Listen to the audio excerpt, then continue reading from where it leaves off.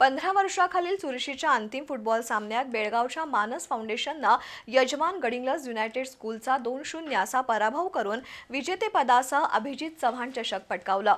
मानस फाउंडेशनचा आयुष सिद्धनावर स्पर्धावीरचा मानकरी ठरला। बेळगावच्या रेक एफसीनं तिसरा क्रमांक मिळवला। गडिंग्लज युनायटेड फुटबॉल असोसिएशन मार्फत जिल्हा परिषद क्रीडा संकुलात ही स्पर्धा झाली। स्पर्धेचं यंदाचं दुसरं वर्ष होतं। गडिंग्लज युनायटेड फुटबॉल असोसिएशन मार्फत जिल्हा परिषद क्रीडा संकुलात फुटबॉल स्पर्धा झाली। स्पर्धेचं यंदाचं दुसरं वर्ष होतं।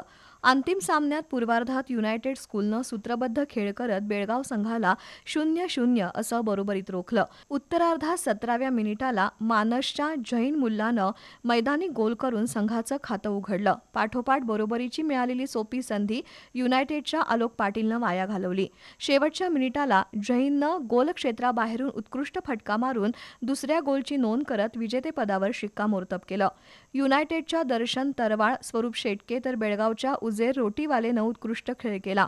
माजी खेळाडू संजय पाटील, संजोग शिंदे यांच्या हस्ते विजेते आणि उपविजेत्यांना बक्षिसं देण्यात आली। यावेळी युनायटेडचे संचालक मनीष कोले, मानस नायक दिनेश पत्की यांच्यासह पालक खेळाडू उपस्थित होते।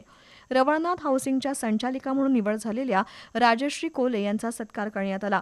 प्रशिक्षक दीपक कुपन्नावर यांनी प्रास्ताविका स्पर्धेचा आढावा घेतला।